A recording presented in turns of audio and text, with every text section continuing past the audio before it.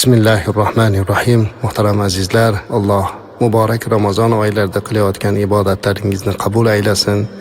Tutayotgan ro'zalarimiz maqbul bo'lsin. Gunohlarimizni Alloh kechirgan bo'lsin. Ramazon bu tarbiya oyi dedik. Ramazon bu oilalarni mustahkamlash, qarindosh urug'lik aloqasini tiklash imkoniyati deb sizlar bilan eslashdik. Va bu oyda oilani mustahkamlash imkoniyati degan fikr bilan oila muqaddasligi haqidagi turkum suhbatlarimizni qilayotgan edik. Avvalgi suhbatlarda sizlar bilan ota-ona haqida gaplashdik, aka-ukalar haqida gaplashdik. Albatta hammalarini qisqa gaplashyapmiz. Bugun esa eng suyukli a'zolari bo'lgan opa-singillar haqida ham gaplashmoqchimiz. Odatda opa-singillar bu oilaning omonati azizlar. Oilada agar qiz bola bo'lsa, bu qiz oilani omonati hisoblanadi, oilani bekasi hisoblanadi. Hatto kitoblarimizda ota bir joydan safardan kelsa, sovg'a berishni boshlasa, birinchi qizidan bersin deydi. Shuning uchun opa-singillarimiz biz uchun juda ham omonat. Alloh taolo bizlarga opa-singillarimizni tarbiyachi qilib berdi. O'zi umuman islomda opalarga ham chiroyli muomala qilishlik, singillarga chiroyli muomala qilishlik o'rgatiladi. Imom Asqaloniy kitoblarida keltiradilarki, payg'ambarimiz alayhisolatu vasallamning huzurlariga Havozin asrlari olib kelingan. Bu ularning ichida ko'p asrlar bo'lgan. Shunda bir ayol payg'ambarimiz alayhisolatu vasallamga gapirishlikka ijozat so'ragan. Shunda o'zini tanitib ishora bergandan keyin bildilarki, u ayol o'zi Shaymo ismli ayol edi. Aytdilar: "Ya Rasululloh sallallohu alayhi vasallam, men Shaymoman" dedilar. Shunda payg'ambarimiz alayhisalom xursand bo'lib ketdilar. Bu Shaymo Rasulimiz alayhisolatu vasallamning sut onalari Halima Sa'diya onamizning qizlari edi. Rasulimiz alayhisolatu vasallamning sut opalari edi.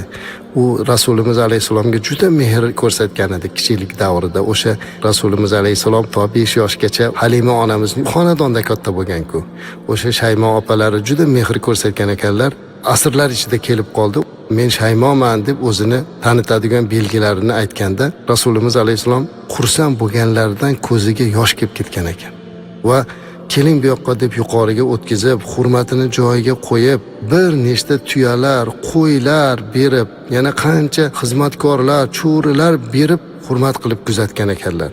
Buni o'sha Al-Isoba degan kitobda keltiradilar Imom Asqaloniy. Qarang, o'zlarini opalari, tug'ishgan opalari emas, sut opalari. Keyinchalik Shaymo onamiz ham radhiyallohu anha iymonga kelganlar. Mana mehr oqibatni qanday qilishimiz kerak? Biz bugun bir ota-onani farzandi bo'lib tug'ilgan opamizga yoki singlimizga bu darajada mehr qila olmayotganimizni Alloh o'zi kechirsin. Umar ibn Hattob radhiyallohu anhu ni bilasizlar, buyuk sahoba bo'lganlar, lekin mana shu zotni islomiga, iymoniga sababchi bo'lganlardan biri ham Fatima binti Hattobda, Hazrat Umarning singillari. Hazrat Umar radhiyallohu anhu da o'sha singillari sabab bo'lib Rasulimiz alayhisolatu vasallamni sahobasi bo'lishlikka musharraf bo'ldilar. Singillarini islomga kelganini eshitib oldilariga borgandan keyin singlini jasorati, sabri, fahmi farosati, taqvo va muhabbati Hazrat Umar radhiyallohu anhu da musulmon bo'lishga sababchi bo'lganlar. Umuman sahobalarni ichlarida opa singillarga munosabat juda ham chiroyli bo'lganligini ko'rsatadi. Yana bir buyuk sahoba Mus'ab ibn Umayr islomni birinchi qabul qilgan sahobalardan edi. Uni singlisi Ummu Abdulloh u bilan doim birga bo'lib, u islomni qabul qilganda uni qo'llab-quvvatlagan. Mus'ab ibn Umayr Makkadagi boy va nufuzli oiladan edi. U musulmon bo'lgandan keyin oilasi uni tark etadi, biroq uni singlisi uni tashlamaydi. Akasiga g'amxo'rlik qiladi. Mus'ab ibn Umayr musulmon bo'lganda uni hamma narsadan ajratib qo'yishadi, lekin mana shu singlisi doimo uni oldiga kelib, xabar olib, u bilan birga hatto Madinaga ko'chib ketadi. Bunday voqealar juda ham ko'p azizlar. O'zimizning ajdodlarimiz, qancha o'tgan ulug'larimiz borki, mana shu singillar opalarga munosabatni namunali qilib ko'rsatib qo'yganlar. Payg'ambarimiz alayhisalom aytadilarki, kimki 3 ta qizini yoki singlisini yaxshi tarbiya qilib, ularga mehr, muhabbat ko'rsatsa, unga jannat va'da qilinadi dedilar. Imom Ahmad rivoyat qilgan. Shuning uchun kimdadir aytaylik singlisi bo'lsa, o'sha singlisi yoki qiziga qaragan ota yoki aka, demak o'zi uchun jannat hozirlayapti. mana shu munosabatda bo'lishimiz kerak. Va opa singillarni o'zlarini ichlarida ham aytaylik singil opasini hurmat qilishi, maslahatlarini tinglash kerak. Imom Termiziy rivoyat qilgan hadislarda keladi-ku, mana avval ham takrorlaganmiz buni. Kattalarni hurmat qilmagan, kichiklarga mehr qilmagan bizdan emas deb. Demak, bu opa singil munosabatida ham xuddi shunday bo'ladi. Opa singillar bir xonadonda dunyoga kelib, siz bilan biz bilan birga o'sib, boshqa bir xonadonga ketadilar. Hatto sizdan xabar olishlikka imkoniyati ham bo'lmay qoladi.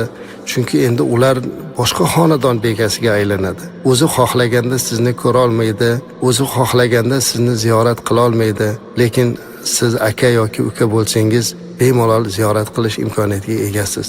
Shuning uchun albatta opa yoki singillarni ziyorat qilib turishligingiz, holidan xabar olib turishligingiz, mehr ko'rsatib turishligingiz lozim bo'ladi. Ularga qilinayotgan har bir ezgu yaxshiligingiz orqasidan ular sizni haqqingizga duo qilib turadi. Abu Sa'id al-Khudri radhiyallohu anhudan rivoyat qilinadi.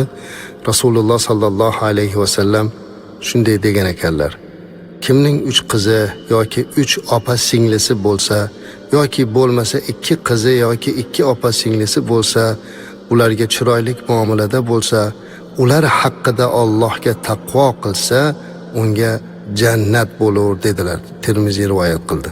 Ha, opa singil munglig' bo'ladi. Ayniqsa biron sababli turmushi buzilib ota uyiga qaytsa, juda ham ko'ngli nozik, salgina og'ir gapdan qalbi vayron bo'ladi. Turgan gapga ko'pincha kelin yoki kelinoyilar ularni yoqtirishmaydi. Xuddi uyiga ega chiqqandek ko'rishadi. Shu holatda xotinidan qo'rqadigan bo'lsa, tamom. Yuqoridagi hadis sharifga diqqatimizni qarataylik. Opa singliga yaxshi muomala qilish ham jannatiylikni sabablaridan biri ekan. Ular uyimdan narsa olib ketishga keladi deb aytayotgan erkak uyalsin. Aslida turmush qilsa-da, bizda ularni opa singillik haqqi bor. O'zimiz berishimiz lozim bo'lgan narsani olishmoqda xolos. Ba'zan singillarimiz, opalarimiz bizni xabar olgani kelib, biror narsani olib ketayotgan bo'lsa, ayollar malol olish kerak emas. O'zingizni farzandlaringizga qarang. Ertaga sizni qizingiz yoki sizni singlingiz ham sizni o'g'lingiz oldiga kelishligini o'ylang. Shuning uchun bu narsada singillarga go'zal muomala qilishlikni esdan chiqarmaslik kerak azizlar. Opa singillar azizlar, ular bir omonatda. Biz yuqorida aytdik, ularni chiroyli tarbiya qilib uzatgan odamga jannat vojib bo'ladi dedik. Lekin ba'zan taqdir ekan, opa singillarni ba'zilarini oilalari uncha o'xshamay qoladi. Taqdiri to'g'ri kelmay uyga qaytib kelib qolganda, mana shu joylarda juda ham ehtiyot bo'lish kerak. Hurmatli azizlar, ayniqsa singlingiz yoki opangiz oilasi buzilib kelib qolgan bo'lsa, u o'zi aslida juda ham bir xijolatchilik bilan keladi. Hamma narsadan kechib keladi, zo'rg'a keladi. Hatto uydan chiqib, nikohlanib, boshqaga turmushga chiqqan qiz baxti kelishmay yoki eri o'lib qaytib kelib qolsa, bilasizmi, u begonadek tutib qoladi o'zini. Bunaqa paytda aka yoki uka unga juda ham mehr ko'rsatish kerak. Ularning qalbini zarracha ham og'ritib qo'yish kerak emas. Shayx Nobulisi rahimahullohni Qissalar va hissalar degan kitobida bir hikoya ko'rib qoldim.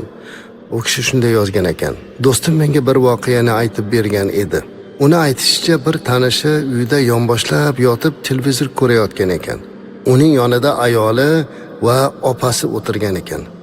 Haligi kimsa opasiga qarab, "Ho, anovi kosadagi suvni olib keling" debdi. Opasi indamay suvni keltirib berdi. Ammo qalbida Allohdan boshqa hech kim bila olmaydigan juda kuchlik alam o'tdi. Chunki opa undan 20 yosh kichik keliniga aytsa ham bo'ladigan ishni o'zi bajargan edi. Qarang, yonida ayoli turib, opasiga "Siz bu ishni qiling" deb buyuryapti. Ukasi kelindi oldida oilasi buzilib kelgan opasini tahqir qildi. Ertasi kuni u odam Halabga borganda, u yerda baxtsiz hodisaga uchrab, oyog'i sonidan kesilib ketganligi to'g'risida xabar keldi deyiladi. Alloh saqlasin. Ota uyida yashashga majbur bo'lgan ko'plab opa-singillarimiz bor. U bechoralarni xo'rlab, xizmatchidek ishlatib, o'zlariga gapirishga qo'rqitib qo'yadigan kimsalar bor. Ular bilmaydiki qalbidan nima o'tyapti ularni. Agar qalbidan bir alam o'tib qolsa, unda albatta bu dunyoda ham, u dunyoda ham mana shunaqa bir musibatlarga olib kelish mumkin.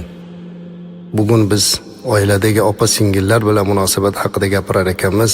Mana shu munosabatlarda chiroyli qilishlikka harakat qilaylik. Va shu o'rinda mehribon opalar va Munisa singillar, sizlar ham aka-ukalaringizga mehr ko'rsatishlikda davom eting. Ulardan faqatgina moddiyat uchungina manfaatlanishlik emas, balki mehr berishlikka va mehr olishlikka harakat qiling. Ana o'shanda aka-ukachilik, opa-singilchilik orasidagi munosabatlar bardavom bo'ladi. Alloh xonadonlarimizdagi barcha qizlarimizni baxtli, saodatli qilsin. Alloh xayrlik xonadonlardan aylasin. Assalomu alaykum va rahmatullohi va barakatuh.